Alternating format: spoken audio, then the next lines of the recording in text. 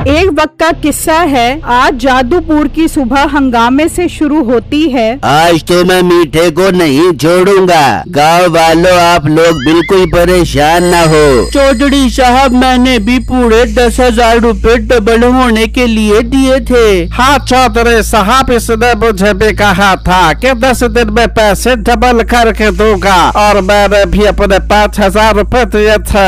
और आज पूरे 20 दिन हो गए हैं और मीठा बहाने पे बहाने बना रहा है। चौधरी साहब अपने मुंशी से कहता है कि वो मीठे को बुला कर लाए, जबकि दूसरी तरफ मीठा कम्मो के साथ अपने आलू की फसल पर होता है। यार कम्मो, आजकल पैसा बहुत अच्छा इकट्ठा हो गया है। अब बता क्या करें? तू खुद भी मरेगा और मुझे भी मरवाएगा। गाँव वालों के पैसे लेकर कितने सुकून से घूम रहा है। मैं तो कहता हूँ तू भी अपने पैसे मुझे दे दे, मैं डबल करके दे दूंगा। तू पूरे गांव वालों को बेवकूफ बना सकता है, पर मुझे नहीं बना सकता मीठे। तू अभी मुझे जानता ही कहाँ है। लो जी, आ गया चौधरी साहब का मुंशी तुझे लेने। अरे चलो मीठे चलो, चौधरी साहब ने कहा है कि तुझे जल्दी से लेकर आओ। पूरे गाँव वाले इकट्ठे हुए हैं। हाँ चलो चलो, जरूर मुझे इतनी अच्छी स्कीम शुरू करने पे शाबाश देने के लिए बुलाया होगा। चल कम्मू, तू भी साथ चल। मीठा और कम्मू चौधरी साहब के पास पहुंचते हैं। पकड़ो इसको, मारो इसको, नहीं छोड़ना। हाँ, इसको पकड़कर इसकी दुर्गत बना देते हैं। मेरे पैसे वापस कर दे वरना मैं तुझे नहीं छोड़ूंगा। गाँव वालों रुको, इसकी बात तो सुनो। ये मीठा आखिर कहना क्या चाहता है पैसों के बारे में? शुक्रिया चौधरी साहब, आपने मुझे मौका दिया। मैंने तो सोचा था गाँव वालों का भला करूँगा। क्या भला किया है तूने? हमारा पैसे लेकर भाग गया। आज मैं एक राज बताऊंगा आप सब लोगों को। हमारे गांव की जमीन जादुई है और मैंने इस पर सोने की फसल उगाई है। और आप लोगों के लिए एक और खुशखबरी है कि वो जो पैसे आप लोगों ने मुझे दिए थे वो मैंने सोने की फसल पर लगा दिए हैं। हम कैसे यकीन करें तेरी बात का? आओ मैं तुम लोगों को दिखा कर लाऊं। मीठा जल्दी से कम्मू को कुछ कहता है और कम्मू वहाँ से चला जाता है।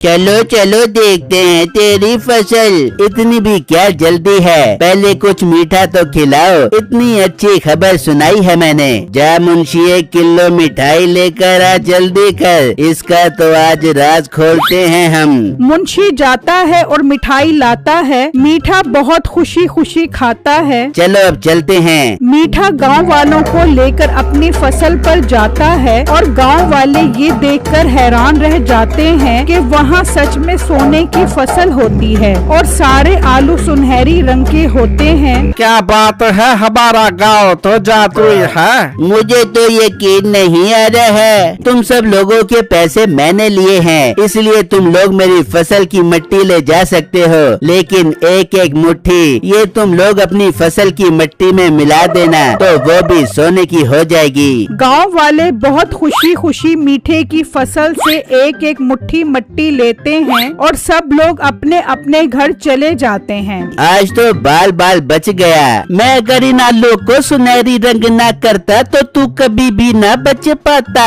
इसीलिए तो तू मेरा पक्का दोस्त है। लेकिन अब आगे क्या होगा? मैं आगे का पहले नहीं सोचता, जब वक्त आएगा देखा जाएगा। ये कहकर मीठा वहाँ से चला जाता है और घर आ जाता है। नसीबो, जल्दी कर रोटी दे। आ गया तू लोगों के साथ फ्रॉड करके।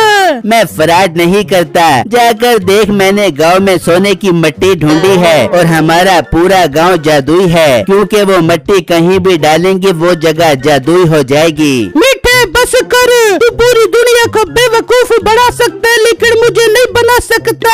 आखिर में तेरी बीबी हूँ। बिल्कुल नहीं, इस दफा सच में जादू हो गया है। तुम दोनों लड़ते रहो, मैं तो बाजार जा रही हूँ। फिर मीठे की सांस चली जाती है। चल अब मेरी माँ चली गई है, अब तो सच बता दे। मैं तुझे सच बताना तो नहीं चाहता था, लेकिन तू काफी चालाक है, इसलिए तुझसे मशवरा लेना चाह रहा हूँ। मीठा नसीबों को पूरी बात बताता है। लेकिन अब मुझे ये समझ नहीं आ रहा कि जब गांव वाले वो मिट्टी डालेंगे और कुछ नहीं होगा तो वो मुझे मारेंगे। अब मैं क्या करूँ? क्या करने मार खाली सुकून से। मुझे पता था तू नहीं बताएगी, मर्जी है तेरी, तू मेरे साथ ऐसा ही सलूक करती है। तुझे कैसा लगेगा जब तेरे शोहर को लोग मारेंगे? मीठे मुझे तेरे पर बिल्कुल तरस नहीं आ रहा, मुझे वैसे एक अच्छा आइडिया है, अगर सुनेगा तो बताती हूँ। हाँ ना, जल्दी बता। तू सुबह उठने से पहले सबकी फसल को सुनहरा कर दे, इस तरह तू मार से बच जाएगा। ठीक कह रही है, कल मैं कम्मू के साथ जाकर सुबह होने से पहले सबकी फसल सुनहरी कर दूंगा।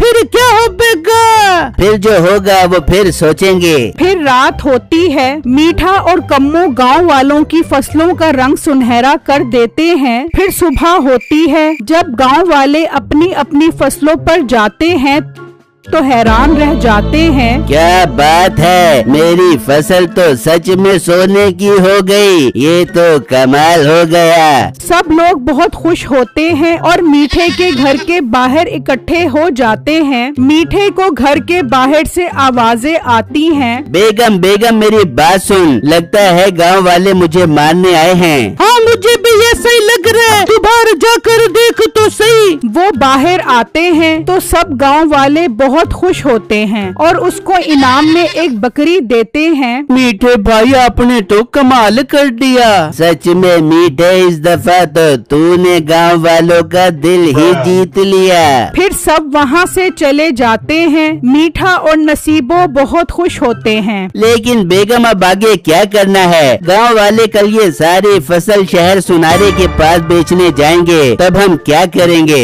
सही बात है, कुछ तो सोचना पड़ेगा। तू एक काम कर, कम्मू से पूछ, वो बहुत अच्छे मशवरे देता है। मीठा कम्मू के पास जाता है और उससे मशवरा करता है। मैंने तो पहले ही कहा था कि तू आगे का सोच ले, तुझे ही ज्यादा सियाना बनने का शौक था। अच्छा चल चल, मुझे ज्यादा ना सिखा, हल बता। सोचने दे मुझे कोई आइडिया नहीं आ रहा। तू घर जा, जैसे कोई आइडिया मेरे जहन में आता है मैं तेरे पास आ जाऊंगा। मीठा परेशान वहाँ से चला जाता है। फिर रात होती है। कम्मू मीठे के पास आता है। मीठे मीठे मुझे आइडिया आ गया, बता जल्दी कर। मीठे हम सबको कहते हैं कि ये फसल अभी ना तोड़े, क्योंकि ये जादुई है, इसलिए इसे 1-2 हफ्ते लगे रहने दे ताकि अच्छे से सोना बन जाए और इतनी देर में हम कोई न कोई हल निकाल लेंगे। हाँ ठीक है, इस दफा हमारे पास यही हल है। फिर अगला दिन होता है। मीठा सारे गांव वालों को इकट्ठा करता है। वो सारे गांव वालों को ये बात बताता है। गांव वाले इसकी बात पर मुत्तफिक हो जाते हैं और खुशी खुशी वहाँ से चले जाते हैं। फिर शाम होती है और गांव के कुछ लोग इकट्ठे होते हैं। गाबू बस सोच रहा हूँ इस सोने की फसल को बेचने के बाद मोटी सी भैंस ले लूंगा। अभी वाले बहुत पतले हैं। बंदा करी बोले कि इतना भी ना हो, सोने के आलू बेचकर भी तूने भैंस लेनी है। मैंने तो सोचा है मैं तो एक प्यारा सा बड़ा सा घर लूंगा, वो भी शहर में। पप्पू भाई, शहर की आबो हवा बिल्कुल अच्छी नहीं होती। ओ भाई बेटो नहीं जाता मैं शहर, पहले मेरी फसल तो बिकने दे। फिर सब वहाँ से चले जाते हैं। बेगम खाना दे दो। बेटू जी खाने में तो कुछ नहीं है, घर में कोई राशन नहीं है। कोई बात नहीं बेगम, अच्छा वक्त आने वाला है बहुत जल्द, हम ये थोड़ा सा अरसा ऐसे ही काट लेंगे। हाँ मैं भी बहुत खुश हूँ, थोड़े दिन की बात है और फिर हमारी सोने की फसल बिक जाएगी। मीठे भाई कितने समझदार और अच्छे हैं, इन्होंने पूरे गांव वालों की मदद की है। जबकि दूसरी तरफ मीठा अपने घर में परेशान बैठा होता है। इतनी ही देर में कम्मू वहाँ पर आ जाता है। बात सुन मीठे, जैसे तूने पहले गांव वालों को चकमा दिया था वैसे दोबारा दे दे। अरे कहना क्या चाहता है तू?